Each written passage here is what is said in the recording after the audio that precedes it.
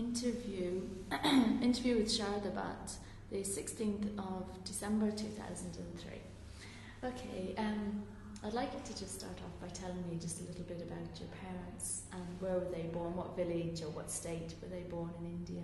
Okay. My parents were born, I think, the beginning of 1910, 11, something like that. I don't know exact year. And it was a small village. It is a small village in south of India. A place called Kuwaitilu means, that was the area which was called. But anyway, my mother was born in a small village which is about 15-16 miles away, apart from this, my father's place. And I don't remember when they got married. That's okay. What state is that? Karnataka state. Oh, right. South, okay. One of the South Indian states. Okay. And then when they got married, where did they live then? In the same place where my father's birthplace was. Yeah. And where were you born? I was born. My father was a school teacher, and I think he was moved from one village to another village. At that time, it was small villages and small schools around that area. And when he moved just into a small house, because they have a big house with the parents and brothers and sisters all together, but when he moved to the different school, he moved with my mom, with my older sisters, and I remember they were moving in different places. When I was born, they were about 4 miles away from their original house. Okay. It's complicated. Around somewhere there. Around okay. somewhere, not far. Okay, how many brothers and sisters did you have? Yes, I have 2 older sisters and 2 younger brothers. Oh, okay. So it's I am the largest family. Yes. In the middle. Yes, I am in the middle. Okay, and what was it like growing up? Well, I had very, very happy, very pleasant childhood. Though my father wasn't very rich, I can say middle class. He was a school teacher, primary school teacher, and at the same time we are from priest family, Brahmin family. He will do the puja at home every day, daily, and some special occasions like Mondays, God Shiva's puja, and then Janmashtami puja, Diwali puja. Every celebration of festival will take place in our house, and he will perform pujas to the other people as well when they need it.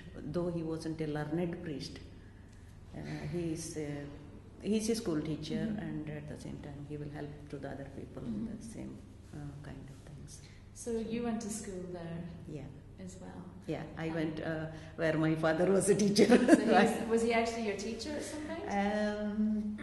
No, I don't think. He was a headmaster where other teachers were teaching me. Yeah. And what was it like celebrating festivals and things like that? It was great because special preparations, special foods, and special sweets, and the atmosphere is so pleasant and happy, and myself and my sisters, we are all part of preparing garland, picking up flowers, and it's so nice, which is not here. It is so different here.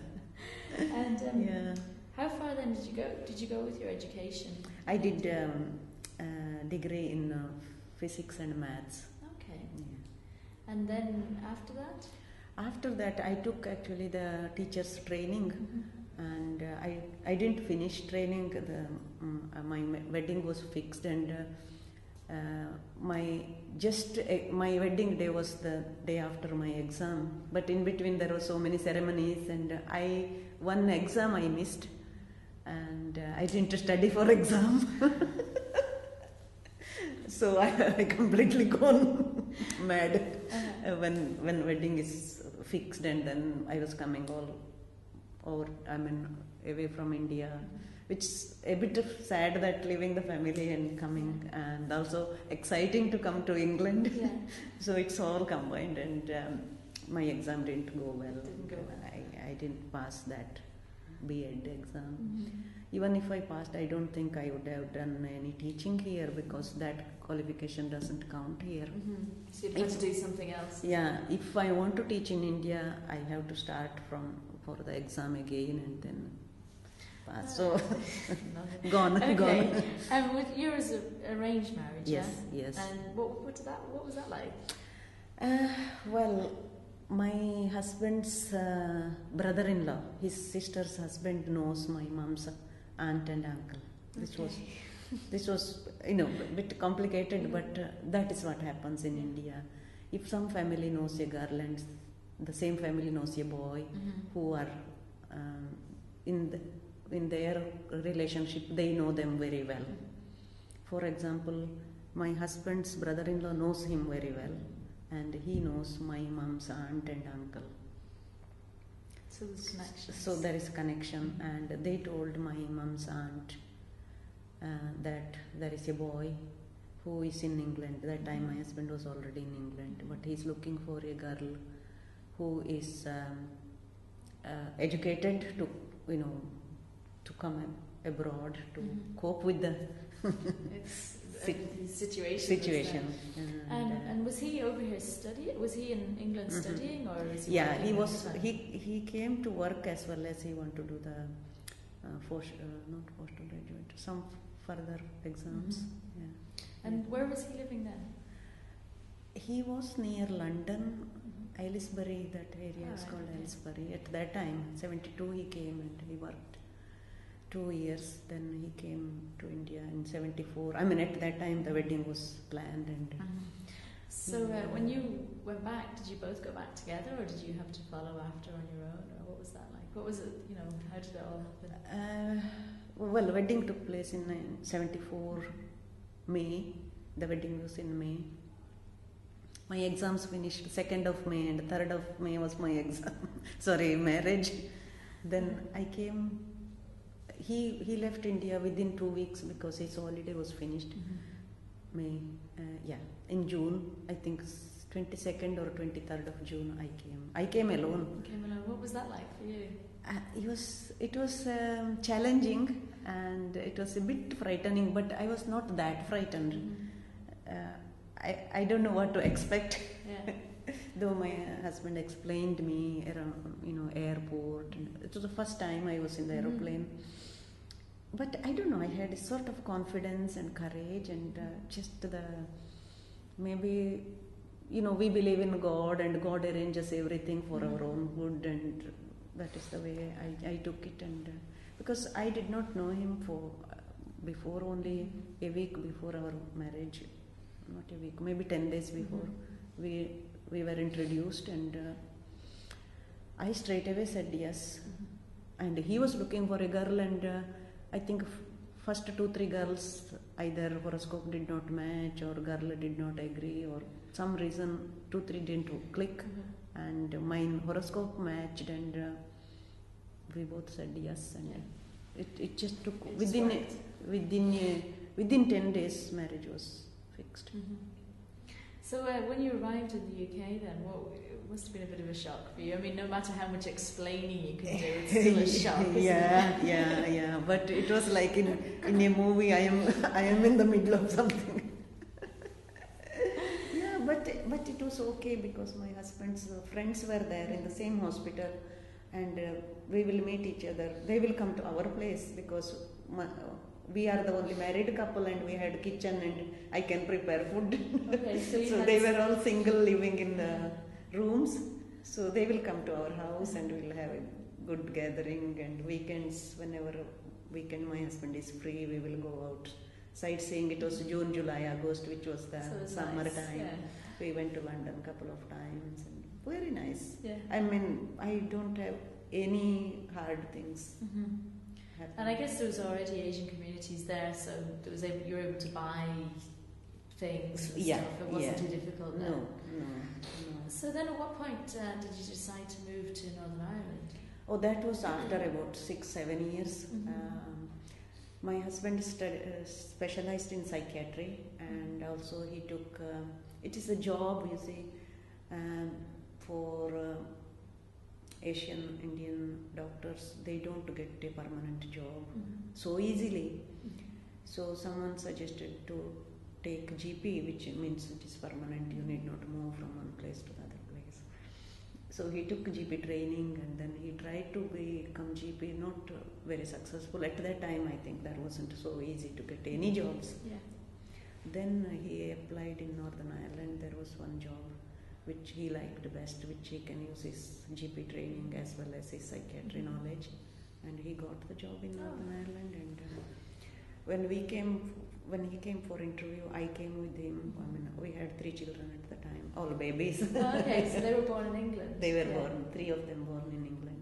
When we all came, we stayed in a bed and breakfast 2-3 days. We contacted one family who were from our own state, from Bangalore, through another friend from Sheffield. So we contacted them here and talked to them. He's a lecturer in Queen's. Oh, okay. So they were here 10 years before. So it was settled. Yeah. Then they said that they didn't have any problem and they were happy. And when we met them, we went to their house in Piney Hills. No, at that time they were in Greystone Park off Malone Road. Yeah. And straight away he decided he will take the job. And we came. And then you just settled moved here. Then. Just yeah. What was it like in Belfast at that time? It was a bit strange and a bit scary as well. Every street there will be army patrol, and you hear in the news every time there is bomb, there is fire, there is shooting, all those things. Even when we came for the interview here, before that our friends were saying, "Why you are going all the way there? Are you mad?" Like, I think we just took to see how it is, and then when we came, though going out in the streets and all are not so pleasant. I mean, where we lived since then was not bad. It is North Belfast, but that area is okay to live. And if we keep ourselves away from the areas which is not so nice to go, that was okay. That was okay. Yeah. And how was it for the children then growing up? Children were fine. That time when we moved to Northern Ireland, my first daughter Savitri started the primary. And Cave Hill Primary School is a very, very good school. All children. After we moved here, I got 2 more, Gayatri and Gopal. So all 5 of them studied in Cave Hill Primary, and then moved to. They all studied in grammar school, and 3 of them finished university, and they are doing well. They are working away, and Gayatri is in Manchester doing medicine. Gopal still in Royal Academy. I have no complaint. No, I did not come across any problem of any hardship. Was the temple already here then when you came? That year, 1980, was the temple. 81, the temple was opened. We came in 81, I think. Which year? 81. That's right. Yeah. I don't remember which month. Yeah. September or October we came. It was opened around that time. Okay, so did you get involved much with the temple immediately? Or? Well, at that time we were just coming for special occasions. I wasn't involved in any of the activities or taking part or anything, coming as a visitor. But slowly we were making more and more involved. And I think the year after, or the year 82, 83, there was a priest here. His name is Sharada Shastriji, and he's also very, very good to make us to feel more comfortable and coming. And then children were taking part in the singing songs and taking all the activities. That's nice. So we are part of the community center since then. Okay. I just want to move on a little bit now. Okay. You've told me the history, but I wanted to just talk to you a bit about your own personal practices and your beliefs. I mean, do you do like regular puja every day, or do you come to temple? Like, is there a certain routine that you follow every week? Well, we have puja at home. In our own house, we have a small shrine of gods and goddesses, the photographs and small deities, and We worship at home every day. I mean, I don't sit and do the chanting mantra or saying any prayers of that kind, but my husband does the main puja, and I will just give him, lighting the lamp and arrange everything for the puja, like flowers and milk and fruits and all, making prasad. And, so coming to the temple is again not every day, like though I'm working here in the office, but it wasn't a routine of worshipping. That is at home. That's their daily thing. Daily, yes, daily prayers are at home. Okay, and then what is then your own? Because there's the ritual side, and then there's like the personal belief side as well. They kind of two things run parallel. So what would you say yourself actually makes you a Hindu? I mean, you're born into it, but what actually are your personal beliefs that you live by? I don't know exactly that it is the Hindu belief. It could be Hindu belief because India is full of of Hinduism, and I was born to the family who are very strongly believing and worshipping. So I think the environment which gave me that kind of feeling that doing puja is the first thing, doing the prayers and doing pujas and all the important thing in our life, because of childhood when I was growing up that way, which implanted in my mind. I think it's not only in Hindu religion, in all the religions, that believing in God and doing the worship or whatever service which says in that religion is very, very, very important in one person's life. We don't realize when we were small. I did not realize. I will do what my mom and dad tell me to do.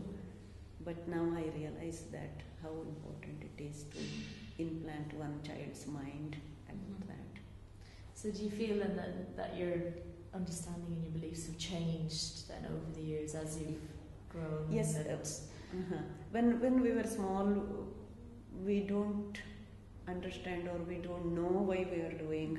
We respect our parents, and this is the Indian culture that children respect their parents and they will obey what they are asking us to do, and we do that way.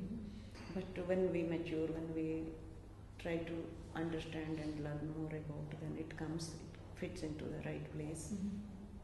And what about the youth of today? Do you think that they are more or less religious than, say, when you were a teenager? Youth of the children growing up here? Yes, I can say one is the environment here. I mean, for our own children, it is not the environment which I was brought up. So that is quite a big lacking for them to devote their personal life, because they are more of, now it's computer as well, computer and TV. It is the outside distraction or pressure. When my Gopal, he's 14 years old, when his friends to go out, they want to play football, they want to play hockey, so many outside activities. When they want him in their team, and he don't want to say no, and I can't pull him back and stay at home and read this, and it's very hard. If I had a group of Indian children who are the parents are thinking the same way I am thinking, maybe I could have made a group of them and made them. It's too difficult. And what do you think it's important for the youth to learn their mother tongue? It is important. It is. Do they? I mean, what is you speak? Kannada. Kannada is the Karnataka language. Do your children? My children knows Kannada. Kannada, We speak with them the Kannada language, but though they answer in English, they can understand. And when we go to India, luckily we went to India quite often, once in a year or once in 2 years. So many years we did go take them, so they know the Indian way of life. We stay there 1 month, 2 months in summer holidays. they speak Kannada with the grandmother, uncles, aunties. Yeah, so they're able to. Yeah, yeah. It is good to them to know their own mother language, though they might live here. I mean, their life is here, but they should know. Yeah. But some parents says it is very hard to teach them. A couple of just final questions. Okay. Just to round up. How do you identify yourself now? Because you're South Indian, Hindu, but you've lived in the UK for so long. Yeah, for me, for myself, as well as my husband, for us, we are Indian, we are Hindus, and we are practicing our religion as much as we can do it in this country. I don't think as a person, I can't integrate with the local. Definitely not. Yeah. But my children, because they were born and brought up here, their environment is different than Indian environment. And their social life and activities, studying, everything is so different. They are more settled, I can say. And where do you see as home now? Me, home is India. Yeah. India, yeah. It's always your home. You have family and everything there? I have family, yes, yeah. Yeah, even I think if I don't have family in India, I will consider myself, India is my home. Okay, and then finally, do you have any final message to give to people who will be listening to this interview maybe in the future? It could be your ancestors. I can tell them, the parents, it's better to tell their children their root, if they are from India or whichever country they are from, and whatever their religion, if the parents are practicing, it is very, very important their children should know their origin and their religion, which is because they can adopt any other religion or any other social life, but the basic mother language and basic beliefs are very important for a person to keep. Otherwise, they will be lost. Yeah. Okay, thank you very much.